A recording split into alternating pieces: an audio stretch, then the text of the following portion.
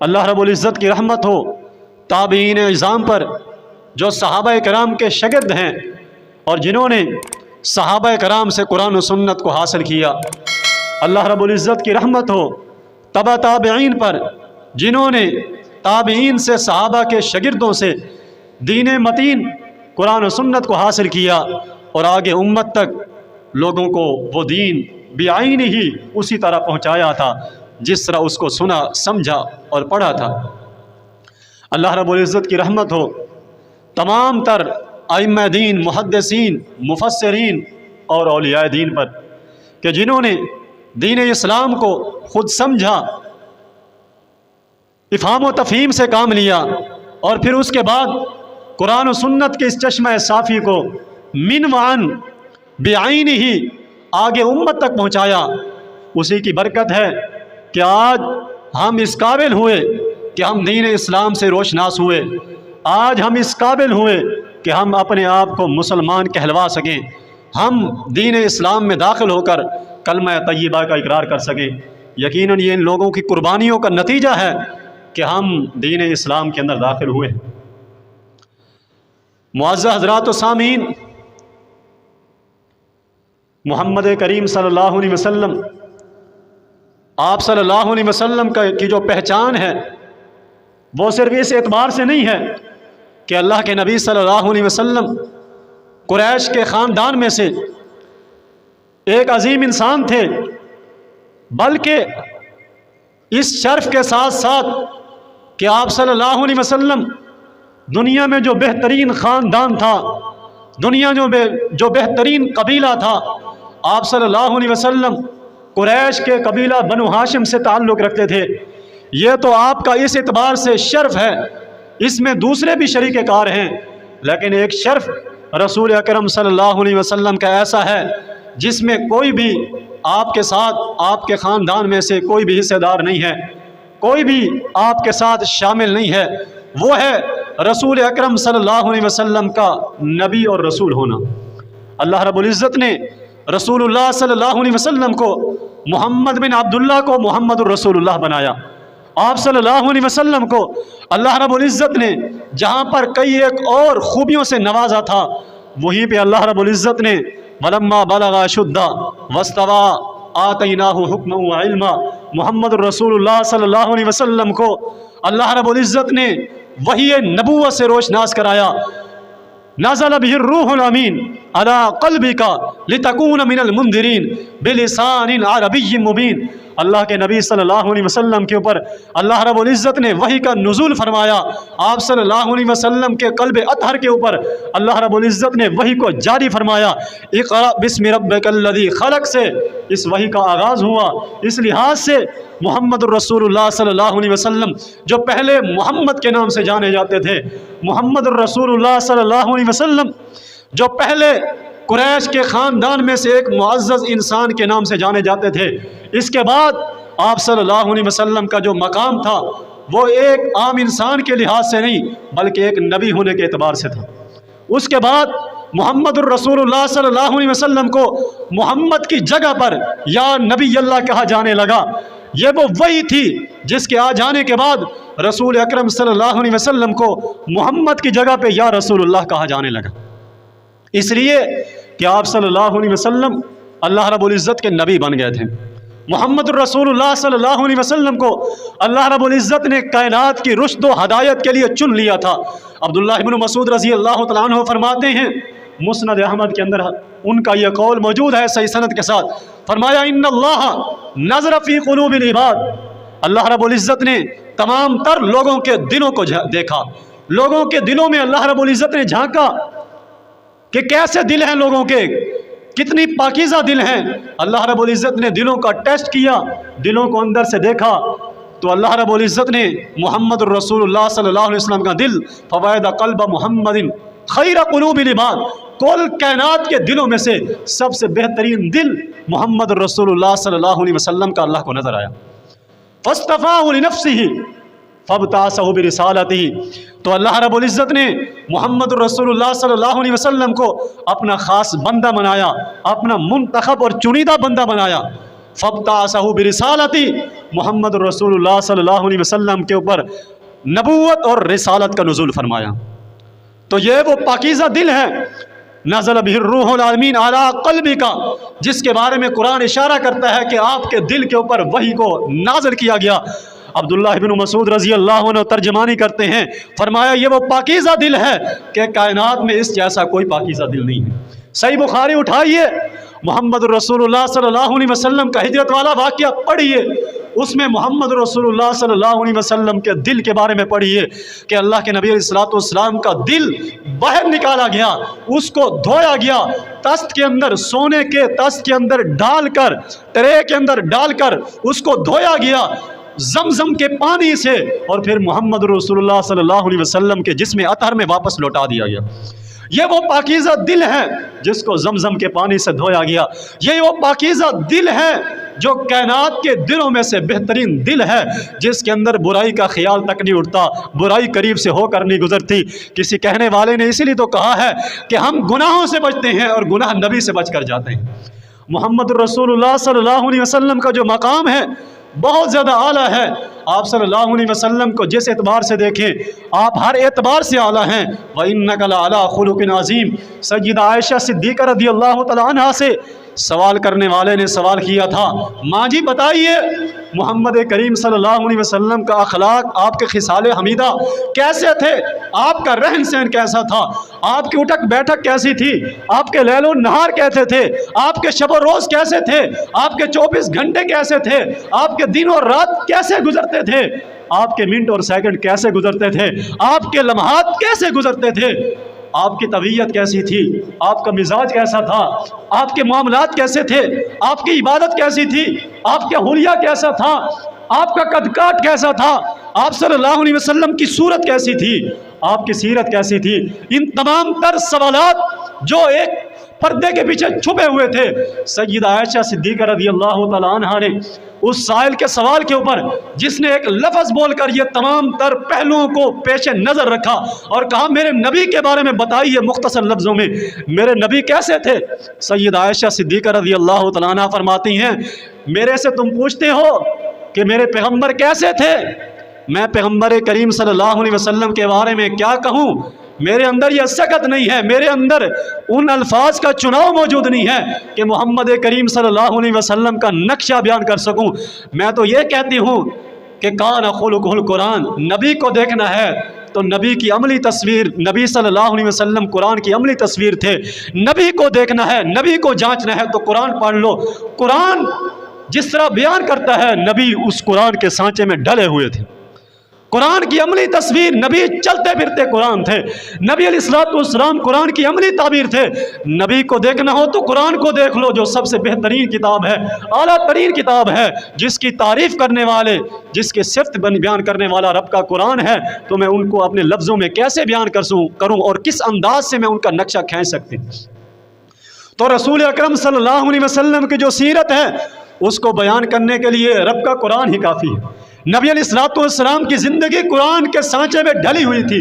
आप सल्लल्लाहु अलैहि वसल्लम नबी थे, रसूल अकरम सल्लल्लाहु अलैहि वसल्लम अल्लाह के रसूल थे।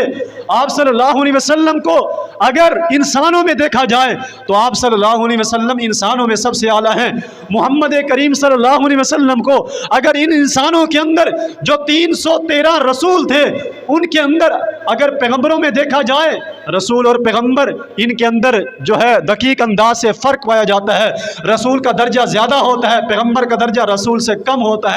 ये इल्मी और दकीक बातें हैं। तो अल्लाह के नबी अलैहिस्सलातु वस्सलाम को अगर नबियों की लिस्ट में देखा जाए तो आप नबियों में जिनका सिलसिला आदम अलैहिस्सलातु वस्सलाम से चलता है और आखिरी नबी और रसूल मोहम्मद करीम सल्लल्लाहु अलैहि वसल्लम तक पहुंचता है, आपको नबियों की लिस्ट में देखा जाए तो आप नबियों में सरे फहरिस्त नुमायां नज़र आते हैं। और अगर आपको 313 रसूलों में देखा जाए तो रसूल अकरम सल्लल्लाहु अलैहि वसल्लम 313 रसूलों के अंदर भी मुमताज़ नज़र आते हैं। और अगर इनसे आगे बढ़ते हुए फस्बिर कमा सबर उलुल अज़्म मिनर रुसुल, अगर रसूलों की लिस्ट में वो रसूल जिनको अल्लाह रब्बुल इज़्ज़त ने रसूलों में से आला तरीन बनाया है, जिनको उलुल अज़्म पैगम्बर कहा है और जिनके बारे में सूरत शूरा में नाम लेकर उनके बारे में आगाह फरमाया है, शरअ लकुम मिनद्दीनी मा वस्सा बिही नूहा, 5 पैगम्बर और रसूल جن کو اللہ رب العزت نے اولو العزم کہا ہے، ان میں سے اگر دیکھا جائے، جن میں ابراہیم خلیل اللہ آتے ہیں، جن میں نوح نجی اللہ آتے ہیں، جن میں موسیٰ کلیم اللہ آتے ہیں،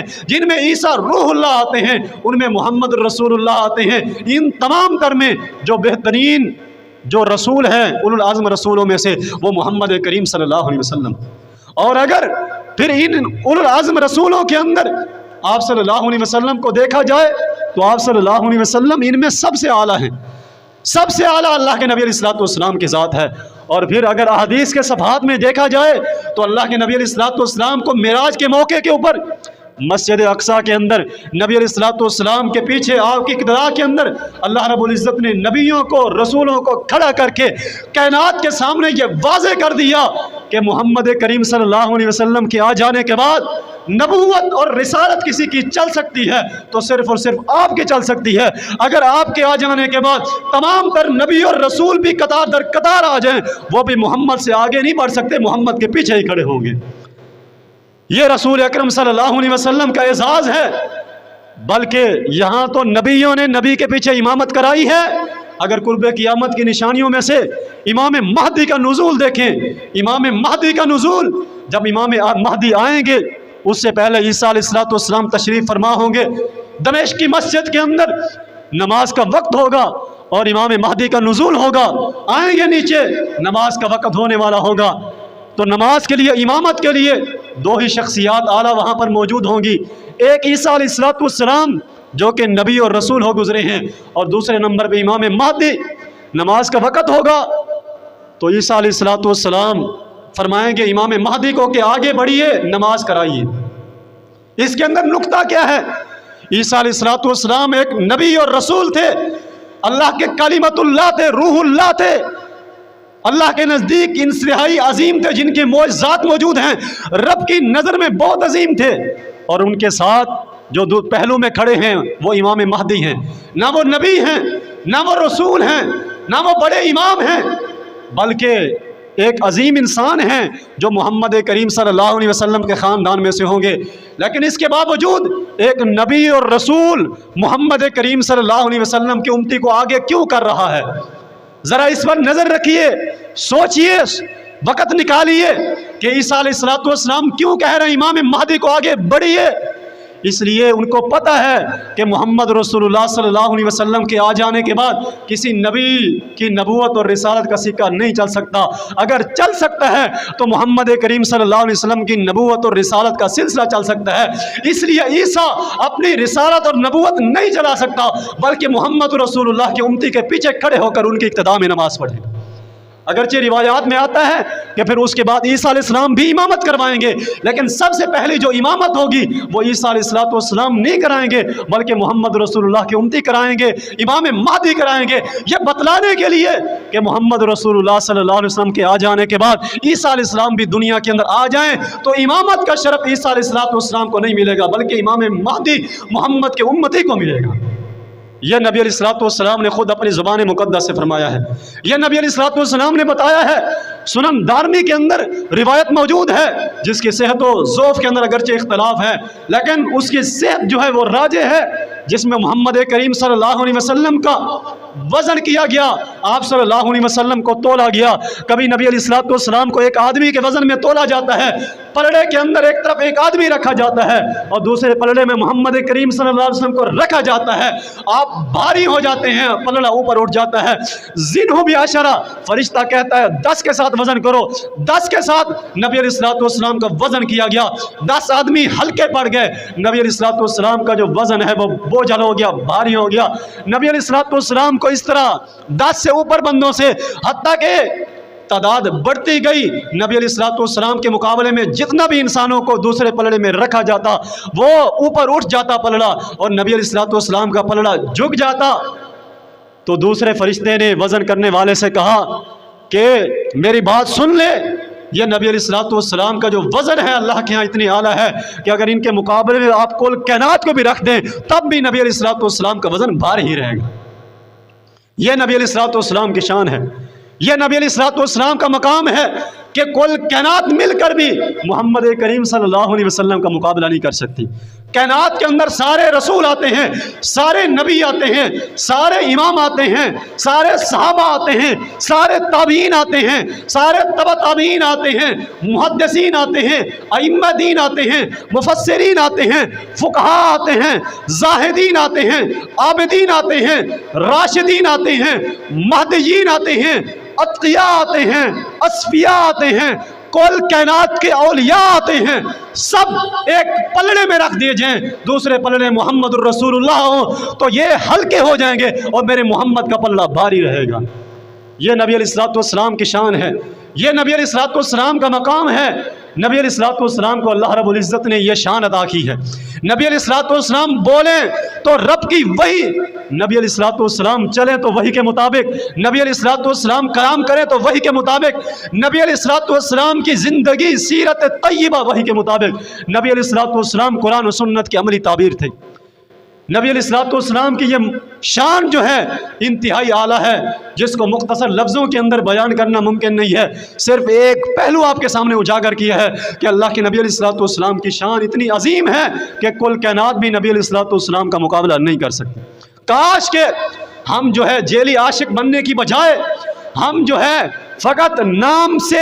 نبی علیہ الصلوۃ والسلام کے ساتھ محبت کا دم بھرنے کی بجائے، ہم صرف چند دن کے لیے اپنے آپ کو محب بنانے کی بجائے ہم اپنے آپ کو حقیقت کے اندر رسول اکرم صلی اللہ علیہ وسلم کو محب اور رسول اکرم صلی اللہ علیہ وسلم کی وحی کا پیرو اور متبع بنا لیں۔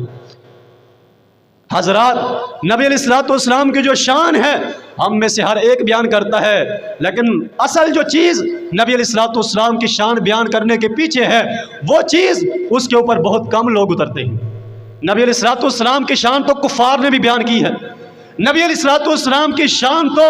یہودیوں نے بھی بیان کی ہے، نبی علیہ الصلوۃ والسلام کی شان عیسائی بھی بیان کرتے ہیں، نبی علیہ الصلوۃ والسلام کی شان ہندوؤں نے ہم سے زیادہ بیان کی ہے، نبی علیہ الصلوۃ والسلام کی شان سکھ بھی بیان کرتے ہیں، اغیار بھی بیان کرتے ہیں، لیکن اصل کے اندر ہمارے درمیان اور ان کے درمیان جو امتیازی فرق یہ ہونا چاہیے، اور یہ ہوتا ہے کہ وہ صرف شان بیان کرتے ہیں، نبی علیہ الصلوۃ والسلام کی عملی سیرت کو نہیں اپناتے۔ اور ایک مسلمان، ایک مومن انسان نبی کا حقیقی محب جس طرح نبی کی شان بیان کرتا ہے، نبی کا مقام بیان کرتا ہے، اس طرح نبی علیہ الصلوۃ والسلام کی شان اور مقام کا خیال رکھتے ہوئے نبی صلی اللہ علیہ وسلم کی تعلیمات کو بھی اپناتا ہے۔ اس لیے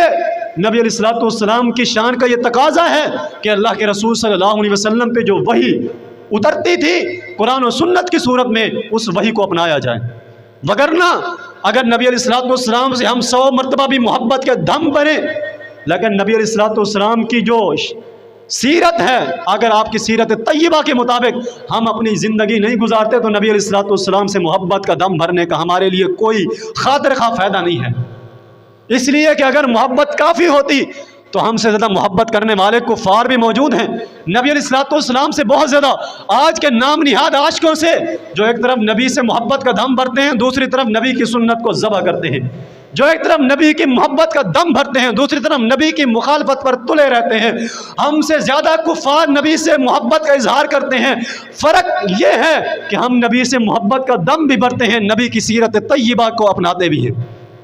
اس لیے اور نبی علیہ الصلوۃ والسلام دنیا میں جس مقصد کے تحت آئے،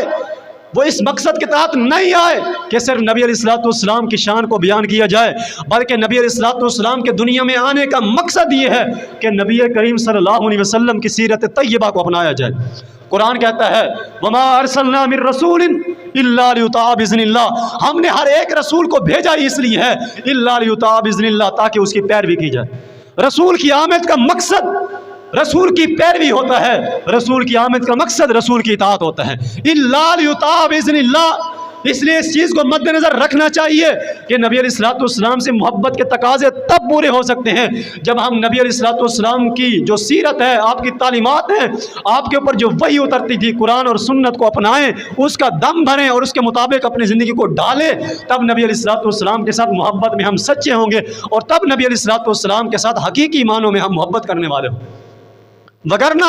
محبت کا کوئی فائدہ نہیں۔ اللہ رب العزت قرآن حکیم میں فرماتے ہیں قُلْ إِن كُنتُمْ تُحِبُّونَ اللَّهَ فَاتَّبِعُونِي، اے میرے محبوب پیغمبر ان کو کہہ دیجئے ان کنتم تحبون اللہ، اگر تم اپنے رب سے محبت کا دعویٰ کرتے ہو، ہم میں سے ہر ایک دعویٰ کرتا ہے، فاتبعونی، تو اس کا تقاضا ہے کہ نبی علیہ الصلوۃ والسلام کی پیروی کرو، یحببکم اللہ، اللہ رب العزت تم سے محبت کرے گا۔ نبی علیہ الصلوۃ والسلام کی پیروی، اطاعت رب کی محبت کو حاصل کرنے کے لیے ضروری ہے۔ نبی علیہ الصلوۃ والسلام کی اطاعت نبی علیہ الصلوۃ والسلام کو نبی اور رسول ماننے کے لیے ضروری ہے،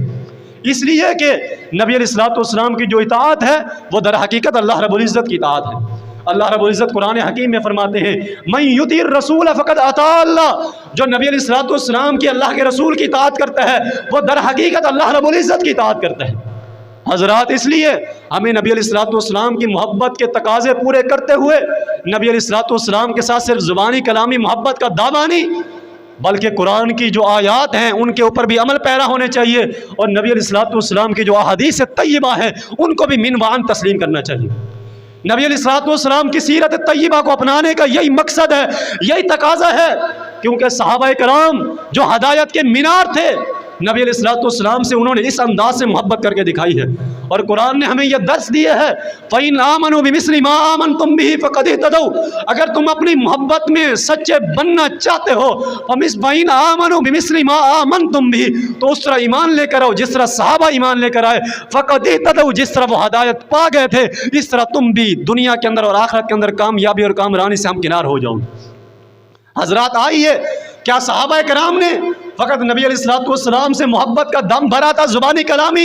یا صحابہ کرام نے نبی علیہ الصلوۃ والسلام کی سیرت طیبہ کو اپنایا تھا؟ آئیے چند مثالیں میں آپ کے سامنے صحابہ کرام کے حوالے سے پیش کرنا چاہتا ہوں۔ سب سے پہلے ابو بکر صدیق رضی اللہ تعالیٰ عنہ، جس کو ہر ایک مسلمان تسلیم کرتا ہے، جس کی محبت ہر ایک مسلمان کے رگ و ریشے میں موجود ہے۔ آئیے ابو بکر صدیق رضی اللہ عنہ سے کو دیکھیے کہ انہوں نے نبی علیہ الصلوۃ والسلام کو کس طرح دیکھا ہے، نبی علیہ الصلوۃ والسلام کو کس طرح مانا ہے، آپ کے ساتھ محبت کا دم کس انداز سے بھرا ہے۔ سنن ابی داؤد، سنن ترمذی اور دیگر کتب حدیث کے اندر موجود ہے کہ سیدنا ابوبکر صدیق رضی اللہ تعالیٰ عنہ کے پاس ایک عورت آئی، ابوبکر صدیق رضی اللہ عنہ کے پاس بڑھیا آتی ہے اور آ کر سوال کرتی ہے ابو بکر وراثت کے اندر میرا حصہ بتائیے، وراثت کے اندر میرا حصہ کیا ہے؟ ابو بکر صدیق رضی اللہ تعالیٰ عنہ فرماتے ہیں کہ ماں جی، میں اللہ کی کتاب کے اندر، قرآن کے اندر اور نبی علیہ الصلوۃ والسلام کی حدیث کے اندر ایسی کوئی چیز نہیں پاتا کہ آپ کی وراثت کا کیا حکم ہے۔ دادی کی وراثت کا میرے علم میں کوئی، میرے ذہن میں کوئی چیز موجود نہیں ہے۔ فرجی، واپس پلٹ جا حتی اسأل الناس، حتیٰ کہ میں لوگوں سے سوال کر لوں کہ اللہ کے رسول صلی اللہ علیہ وسلم نے اس کے بارے میں کیا فرمایا ہے، رب کا قرآن کیا کہتا ہے، نبی کا فرمان کیا کہتا ہے۔ ہو سکتا ہے میرے ذہن میں نہ ہو، میں صحابہ سے پوچھتا ہوں، صحابہ کرام بتائیں گے کہ اللہ کے نبی علیہ الصلوۃ والسلام نے کیا حکم فرمایا ہے، کیا حصہ دیا ہے، اس کے بعد میں ابو بکر صدیق فیصلہ کروں گا۔ حدیث میں آتا ہے ابو بکر صدیق رضی اللہ تعالیٰ عنہ نے پھر اس کے بعد لوگوں کو جمع کیا اور وہاں پہ لوگوں سے سوال کیا کہ مجھے بتاؤ میرے نبی نے دادی کی وراثت کا کیا حکم دیا ہے کہ دادی کا وراثت میں کتنا حصہ ہوگا۔ فقام المغیرۃ و محمد بن مسلمۃ، مغیرہ بن شعبہ رضی اللہ عنہ اور محمد بن مسلمہ رضی اللہ تعالیٰ عنہ کھڑے ہوتے ہیں اور کہتے ہیں کہ اللہ کے نبی علیہ الصلوۃ والسلام نے ہماری موجودگی میں دادی کے لیے آتاہ السدس، اللہ کے نبی علیہ الصلوۃ والسلام نے جدہ کو وراثت کے اندر چھٹا حصہ دیا تھا۔ ابو بکر صدیق رضی اللہ تعالیٰ عنہ وہ سنتے ہیں، فقضا بھی فتباہ، تو بکر صدیق رضی اللہ عنہ نبی علیہ الصلوۃ والسلام کی حدیث کو سننے کے بعد دادی کے لیے وراثت کے اندر حصہ مقرر کرتے ہیں۔ فرمایا میرے نبی نے تیرے لیے چھٹا حصہ مقرر کیا ہے، لہٰذا آج کے بعد ابو بکر صدیق کا فیصلہ ہے کہ دادی کا وراثت کے اندر چھٹا حصہ ہے۔ حضرات دیکھیے، یہاں پر میں نے اختصار کیا ہے کہ ابوبکر صدیق رضی اللہ تعالیٰ عنہ انہوں نے اپنے مسئلے کو، جو مسئلہ تھا، جو شرعی نوعیت کا مسئلہ تھا، اس کو کس انداز سے حل کیا ہے۔ نبی علیہ الصلوۃ والسلام کی حدیث کے آ جانے کے بعد اس مسئلے کو حل کیا، اور اس سے پہلے اس مسئلے کے اندر کلام کرنا بھی گوارا نہیں کیا۔ یہ ابوبکر صدیق رضی اللہ عنہ نے امت اسلامیہ کو درس دیا ہے۔ فرمایا جب بھی دین کا کوئی مسئلہ آئے تو اپنی زبانی کلامی، اپنی رائے کا اظہار نہیں کرنا، کسی فقیہ کے فقہ نہیں جاننی، کسی فقیہ کی رائے نہیں پوچھنی، کسی مولوی کا فتویٰ نہیں پوچھنا، بلکہ فتویٰ پوچھنا ہے، رائے پوچھنی ہے تو کل کائنات کے امام محمد الرسول اللہ کی رائے پوچھنی ہے۔ اس لیے تو ابوبکر صدیق نے تمام لوگوں کو جمع کیا، صحابہ کو، اور فرمایا کہ میں ابوبکر صدیق کو، میرے پاس علم موجود ہے، اجتہاد کی صلاحیت بھی موجود ہے، وہاں پہ عمر فاروق بھی موجود تھے، وہاں پہ عثمان غنی بھی موجود تھے، علی المرتضیٰ جیسے فہیم و فراست والے دانا انسان بھی موجود تھے، اور بکر صدیق رضی اللہ عنہ نے کسی سے بھی کسی کی رائے نہیں پوچھی، کسی سے بھی کسی کی فقہ کا مطالبہ نہیں کیا، کسی سے اس کے بارے میں جب پوچھا نہیں ہے کہ تمہاری کیا رائے ہے، تم کیا کہتے ہو، بلکہ ڈائریکٹ سوال کیا کہ اس کے بارے میں میرے محبوب نے کیا فرمایا ہے۔ لہٰذا لوگوں آج کے بعد اپنا انداز بدلو، اگر سوال کرنا ہو تو سوال یہ کیا کرو کہ میرے نبی نے یہ کیا فرمایا ہے۔ ہم نے یہ ظلم کیا، مسئلہ دین کا تھا، مسئلہ شریعت کا تھا، مسئلہ محمد رسول اللہ کی وحی کا تھا، ہم نے اس مسئلوں کو آراء کی بھیڑ چڑھا دیا، ہم نے کہا تمہاری کیا رائے ہے، ہم نے کہا تمہارا کیا فتویٰ ہے، ہم نے کہا تم اس کے بارے میں کیا کہتے ہو۔ اس نتیجے کے اندر فساد پیدا ہوا، اس نتیجے کے اندر تقلید پیدا ہوئی، اس نتیجے کے اندر تعصب پیدا ہوا، اس نتیجے کے اندر دنیا کے اندر فرقہ واریت کو پروان چڑھایا گیا، اس نتیجے کے اندر جو ہے ملک کے اندر جو ہے یہ نفرت کی فضا پیدا ہوگی، اور ملک کے اندر فرقہ واریت کو جو ہے کی فضا پیدا ہوگی، کیونکہ ہم نے ہر ایک کی رائے طلب کرنی شروع کر دی اور ہر ایک نے اپنی رائے دینا شروع کر دی۔ جبکہ ابوبکر صدیق رضی اللہ تعالیٰ عنہ کو دیکھیے، کسی کی رائے کا مطالبہ نہیں کیا، اپنی رائے بیان نہیں کی، بلکہ سب سے پہلے یہ کہا کہ میرے نبی کا فتویٰ کیا ہے۔ جب نبی کا فتویٰ آ گیا تو سب کو پیچھے رکھ کر محمد رسول اللہ کے فتوے کو آگے کیا ہے۔ یہ امت کو درس دی ہے، سبق دی ہے۔ کائنات کے امام ابوبکر صدیق نے، جس کو نبی نے اپنے مصلی کا امام بنایا تھا، جس کو لوگوں نے امام بنایا تھا، جو خلفائے راشدین کے اندر سب سے پہلے تھے، انہوں نے یہ بیان کیا ہے کہ جب بھی دین کا مسئلہ ہو وہاں پر لوگوں کی رائے نہیں پوچھنی، محمد رسول اللہ کا فتویٰ پوچھنا ہے۔ یہ ابوبکر صدیق رضی اللہ عنہ کا منہج تھا، یہ ابوبکر صدیق رضی اللہ عنہ کا مسلک تھا۔ اور اس کے ساتھ ساتھ یہ بھی سنتے جائیے کہ ابوبکر صدیق رضی اللہ عنہ کے پاس جب یہ مسئلہ آیا تو آپ کے علم میں یہ مسئلے کا حل موجود نہیں تھا۔ صحابہ کرام سے پوچھا، جب کائنات کے اندر سب سے عظیم ترین انسان ابوبکر صدیق رضی اللہ عنہ، جن کے پاس علم بھی بہت زیادہ تھا، جب ان کے پاس ہر مسئلے کا علم نہیں تھا تو ابوبکر کے بعد دنیا میں کون سی ایسی ہستی ہو سکتی ہے جو یہ دعویٰ کرے کہ میرے پاس جو ہے ہر طرح کا علم موجود ہے، شریعت کا مکمل علم موجود ہے، یا جس کے بارے میں یہ دعویٰ کیا جا سکے دلائل کی دنیا میں، جذبات کی دنیا میں نہیں، یہ کہا جا سکے کہ ہمارے امام کے پاس سب علم موجود ہے، مکمل کا مکمل علم موجود ہے۔ اگر یہ دعویٰ کیا جائے گا تو سراسر ظلم پر مبنی دعویٰ ہوگا، اس لیے کہ صحابہ کرام کے اندر کتنے صحابہ ہیں جن کو حدیث رسول صلی اللہ علیہ وسلم کا وقتی طور پر علم نہیں تھا، یا ویسے بھی علم نہیں تھا۔ جب ان کے پاس کامل علم نہیں تھا تو بعد میں کون سا ایسا انسان ہے جس کے پاس جس کا یہ دعویٰ ہو کہ میرے پاس کامل علم ہے، یا جس کے بارے میں کوئی لوگ دعویٰ کر سکیں کہ ان کے سینے کے اندر مکمل کا مکمل علم موجود ہے۔ بلکہ ہمارے شیخ المشائخ، استاذ الاساتذہ، شیخ الحدیث و تفسیر عبداللہ مجھے چھتوی رحمۃ اللہ علیہ، جن سے میں نے بخاری پڑھی ہے اور جنہوں نے 50 سال سے زیادہ بخاری پڑھائی ہے، ستیانہ بنگلہ کے اندر فرمایا کرتے تھے کہ کائنات کے اندر صرف ایک ہی سینہ موجود تھا، کائنات کے اندر صرف ایک ہی وجود موجود تھا، کائنات کے اندر صرف ایک ہی انسان موجود تھا، محمد رسول اللہ صلی اللہ علیہ وسلم، جن کے سینے کے اندر رب نے سارا علم رکھا تھا، وگرنہ اس کے علاوہ کائنات میں دوسرا کوئی ایسا انسان نہیں جس کے سینے میں شریعت کا سارا علم موجود۔ حضرات، اس لیے یہی تو ہم کہتے ہیں جب ہر ایک کے پاس، کسی انسان کے پاس بھی مکمل علم موجود نہیں ہے، پھر کسی انسان کو ہم مکمل سمجھ کر اس کی اندھی تقلید کیوں کریں، اس کے پیچھے اندھا دھند کیوں چلیں، ہم اس کے پیچھے کیوں چلیں، بلکہ اس کے پیچھے چلیں گے جس کے پاس کامل علم موجود تھا، اور وہ صرف محمد رسول اللہ صلی اللہ علیہ وسلم کے ساتھ ہے۔ اس لیے کہ نبی علیہ الصلوۃ والسلام وحی کے ساتھ بولتے تھے، جب بھی آپ کے پاس مسئلہ آتا تھا آپ صلی اللہ علیہ وسلم وحی کے مطابق اس کو حل کرتے تھے۔ فرمایا وما ینطق عن الہوی ان ہوا الا وحی یوحی، میرا نبی جب بھی کلام کرتا ہے وحی کے ذریعے کلام کرتا ہے۔ مثالیں تو کئی ہے کہ وقت قلیل ہے، اس لیے آئیے دوسرے نمبر پہ دوسرے خلیفہ ثانی سیدنا عمر بن خطاب رضی اللہ عنہ کی طرف آتے ہیں۔ میرے عمر رضی اللہ تعالیٰ عنہ وہ مسائل کو کس طرح حل کرتے تھے، آئیے آج ہم بے راہ روی کا شکار ہو گئے ہیں۔ آج ہمیں ہر ایک نے جہاں پر ہانک دیا ہم اس کے پیچھے چلے گئے، ہم اس مطابق چل پڑے، جس نے ہمیں ہمارا ہاتھ پکڑا ہم اس کے ساتھ چل دیے۔ ہم نے کبھی تحقیق نہیں، کبھی کوئی کوشش نہیں کی کہ ہمیں چلانے والا کون ہے۔ ہمارا ہاتھ پکڑنے والا مشرک ہے، ہمارا ہاتھ پکڑنے والا بدتی ہے، ہمارا ہاتھ پکڑنے والا کوئی ظالم انسان ہے، ہمارا ہاتھ پکڑنے والا کوئی ملحد انسان ہے۔ ہم نے کبھی سوچنے کی زحمت نہیں کی۔ ہاں، ہم نے سوچنے کی بڑی زحمت کی جب ہم نے جوتا خریدنے کی کوشش کی، ہم نے بڑی تحقیق کی کہ جوتا کون سا لینا چاہیے،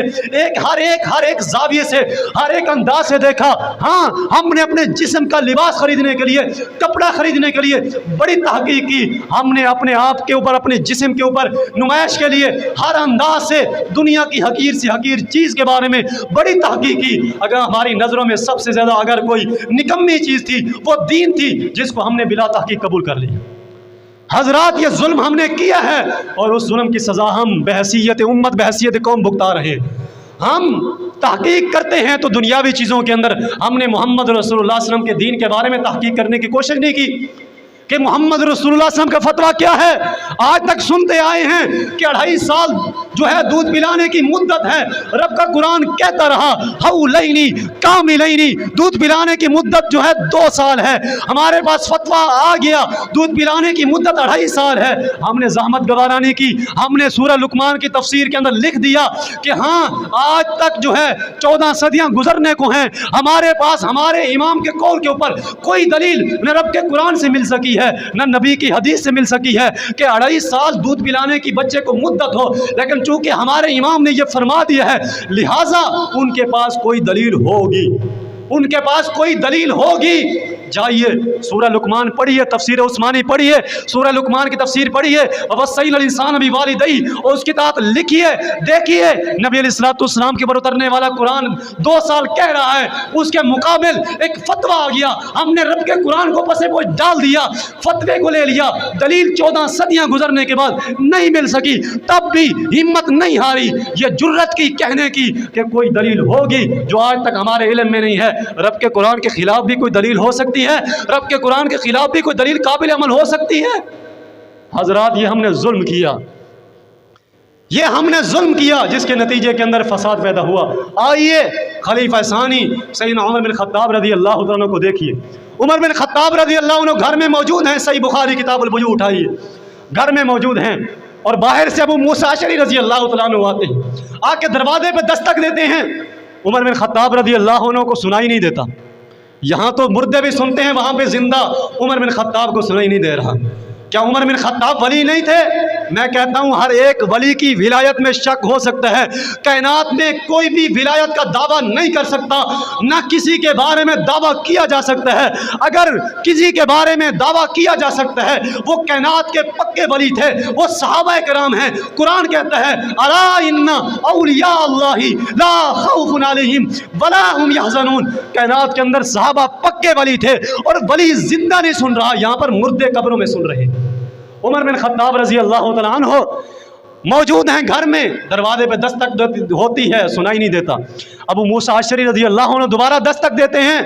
پھر آواز سنائی نہیں دیتی۔ تیسری مرتبہ پھر دستک دیتے ہیں، عمر بن خطاب رضی اللہ عنہ کو تب بھی آواز سنائی نہیں دیتی۔ اللہ اکبر۔ ابو موسیٰ اشعری رضی اللہ عنہ الٹے قدموں واپس جانے لگتے ہیں۔ عمر بن خطاب رضی اللہ عنہ کو جو ہے محسوس ہوتا ہے کہ دروازہ کھٹکا ہے، آپ باہر کسی کو بھیجتے ہیں تحقیق کے لیے، پھر خود چل کر آ جاتے ہیں، باہر دیکھتے ہیں کہ اب آپ کو ابو موسیٰ اشعری جاتے ہوئے نظر آتے ہیں۔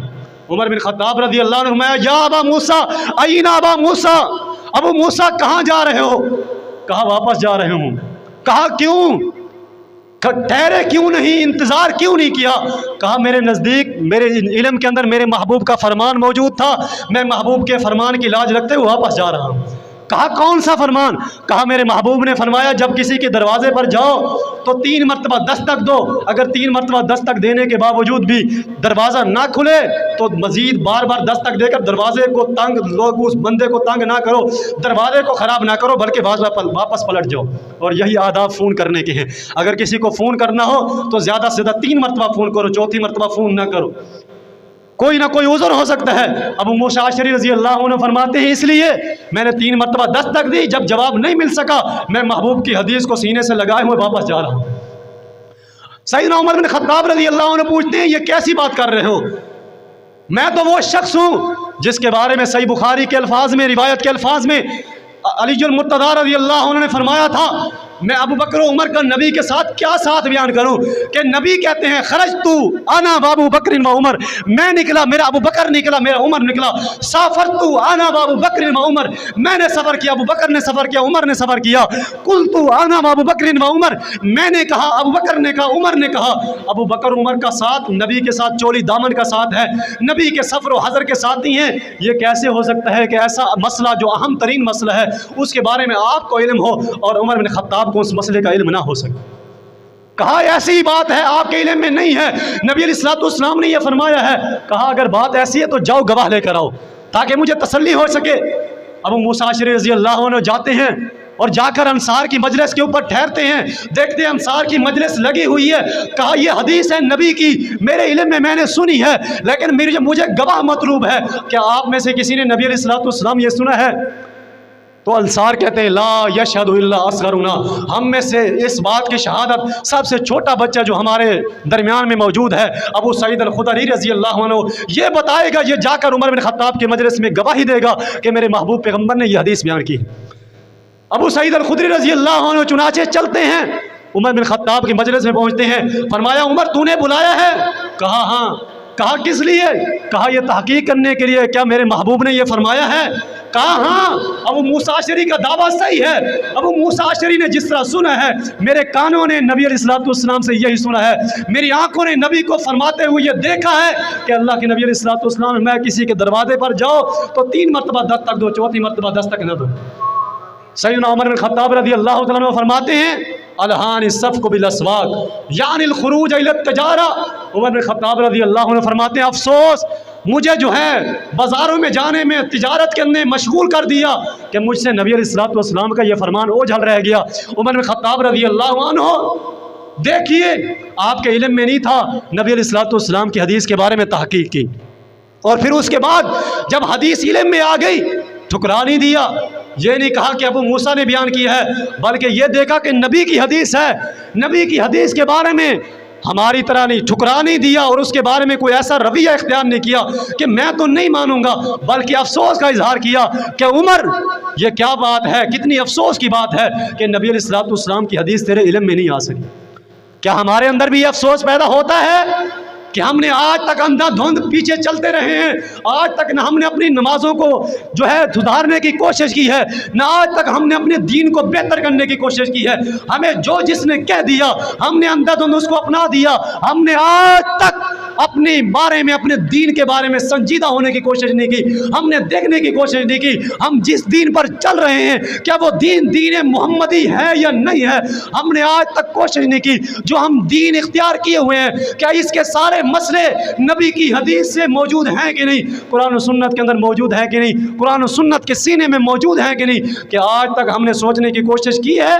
بلکہ ہمارے سامنے اگر بیان کیا جائے تو ہم تو اس کو ٹھکرا دیتے ہیں، ہم تو غصے کا اظہار کر دیتے ہیں، ہم تو الٹا اس کے اوپر جو ہے غصہ ہو جاتے ہیں، سیکھ پا ہو جاتے ہیں۔ اور دوسری طرف عمر بن خطاب کو دیکھیے، نبی کی حدیث ایک حدیث ذہن میں نہیں تھی، جب علم میں آئی تو فوراً افسوس کا اظہار کیا، عمر تیرے پاس نبی صلی اللہ علیہ وسلم کا بڑا علم موجود ہے، نبی نے فرمایا تھا عمر کا وہ سینہ ہے، صحیح بخاری میں حدیث موجود ہے، نبی علیہ الصلوۃ والسلام نے خواب دیکھا، خواب میں آپ نے دودھ جو ہے عمر بن خطاب کو پیش کیا، فرمایا اس کی جو تعبیر ہے یہ ہے کہ عمر بن خطاب کو اللہ تعالیٰ علم دے گا۔ نبی علیہ الصلوۃ والسلام نے عمر کے علم کی تعریف کی ہے، عمر اتنا زیادہ علم والا، لیکن اس کے باوجود عمر کے علم کے اندر نبی کی یہ حدیث نہیں آئی، نبی کے علم کا وارث حقیقی عمر جب ان کے علم میں یہ حدیث نہیں آئی تو اس کے بعد کون سا ایسا دعویٰ کر سکتا ہے جس کے سینے میں سارا نبی کا دین موجود ہو؟ اور عمر بن خطاب رضی اللہ عنہ نبی علیہ الصلوۃ والسلام کی حدیث آئی، فوراً اس حدیث کے آگے سر تسلیم خم ہے، جو مزاج یار میں آئے نبی علیہ الصلوۃ والسلام کی حدیث کے سامنے جو ہے سر جھکا لیا۔ آج ہم نے بھی کیا کوشش کی ہے کہ جب نبی علیہ الصلوۃ والسلام کی حدیث آئے تو ہم عمر بن خطاب ایک حدیث کے رہ جانے پر افسوس کا اظہار کر رہے ہیں، ہم نہ جانے کتنی حدیثیں ہمارے علم میں نہیں ہیں، کیا ہم نے کبھی افسوس کا اظہار کیا ہے کہ افسوس اتنی عمر گزر گئی، جوانی گزر گئی، بڑھاپا آ گیا، اتنا عمر گزر گئی، دنیا کے لیے بہت کوششیں کر لی، ہم نے رب کے دین کو جاننے کے لیے کبھی کوشش نہیں کی، خالص دین کو سمجھنے کے لیے کوشش نہیں کی، کیا آج تک ہم نے یہ کوشش کی ہے؟ یہ عمر بن خطاب رضی اللہ عنہ کی سیرت ہے کہ نبی علیہ الصلوۃ والسلام کی حدیث کا اگر علم نہ ہو تو اس کو کوشش کرو، ڈھونڈو، नबी अलैहिस्सलाम की हदीस, जब इल्म में आ जाओ सर को झुका लो। नबी अलैहिस्सलाम की हदीस के खिलाफ अगर अमल आ जाए अपना, तो अमल के ऊपर इतराओ नहीं, उसके ऊपर मुदावमत इख्तियार ना करो, अमल को छोड़ दो, अपनी सुस्ती का इजहार करो, नदामत का इजहार करो, अल्लाह के आगे रो कि आज तक हम मोहम्मद रसूलुल्लाह के तरीके को छोड़े रहे हैं, आज हमें नबी का तरीका मिल गया है। कितनी अफसोस की बात है, इतनी उम्र गुजर गई, आज तक हमने नबी के तरीके को इख्तियार नहीं किया, नबी के तरीके के बारे में कोशिश नहीं की। अब्दुल्लाह इब्न मसूद रज़ियल्लाहु अन्हु फरमाते हैं, लऊ तरक्तुम सुन्नत नबिय्यिकुम लज़ललतुम, सहीह मुस्लिम के अंदर हदीस मौजूद है। फरमाया लोगों याद रखो, जब तुम नबी का तरीका छोड़ दोगे तो गुमराही के अंदर जाने से तुम्हें कोई चीज़ नहीं रोक सकती। इसलिए अगर गुमराही से बचना चाहते हो, नबी के तरीके को इख्तियार करो। अगर नबी का तरीका छोड़ दोगे तुम्हें शैतान वरगलाएगा, जब नबी का तरीका छोड़ दोगे फिर दूसरे तरीके शैतान के तरीके हैं, नबी का तरीका छोड़ दोगे दूसरे तरीके उम्मती के तरीके हैं। नबी का तरीका जो शाहराए आफियत है, जो शाहराए बश्त है, जो जन्नत का तरीका है, जब उसको छोड़ दोगे फिर जहन्नम के तरीके हैं। इसलिए लऊ तरक्तुम सुन्नत नबिय्यिकुम लज़ललतुम, नबी का तरीका छोड़ दोगे तो गुमराह हो जाओगे। इसलिए दुनिया के अंदर जब तक रहना है हमेशा नबी का तरीका इख्तियार करना है, नबी का उसवा इख्तियार करना है। लक़द कान लकुम फ़ी रसूलिल्लाहि उस्वतुन हसना, नबी अलैहिस्सलाम के तरीके के ऊपर जो है हमेशा इख्तियार करनी है और इसी के ऊपर जो है अपनी ज़िंदगी गुजारनी है। यही नबी अलैहिस्सलाम की आमद का मकसद है, यही रसूल अकरम सल्लल्लाहु अलैहि वसल्लम से मोहब्बत का तकाजा है, यही दीन इस्लाम का निचोड़ है, यही सहाबा कराम की तालीमात हैं, यही अबू बकर सिद्दीक़ की ज़िंदगी का दर्स है, यही उमर बिन खत्ताब की ज़िंदगी का सबक है, यही उस्मान बिन अफ़्फ़ान का दर्स है, यही अलीउल मुर्तज़ा का सबक है, यही खुलफ़ाए राशिदीन के साथ साथ अइम्मा अरबा का यही सबक है। हर एक ने यही तालीम दी है कि जब रब का कुरान आ जाए, नबी का फरमान आ जाए तो सबको नीचे रखो, रब के कुरान को ऊपर कर लो, नबी के फरमान को ऊपर कर लो, उनको माथे का झूमर बना लो, दिल का सुकून बना लो। इंशाअल्लाह दुनिया भी बेहतर हो जाएगी, आखिरत भी संवर जाएगी। अल्लाह रब्बुल इज़्ज़त से दुआ है कि अल्लाह ताला हमें हमेशा इसी पर जिंदा और तबिंदा रखे और इसी पर अल्लाह ताला हमें मौत दे। व आखिरु दावाना अल्हम्दुलिल्लाह।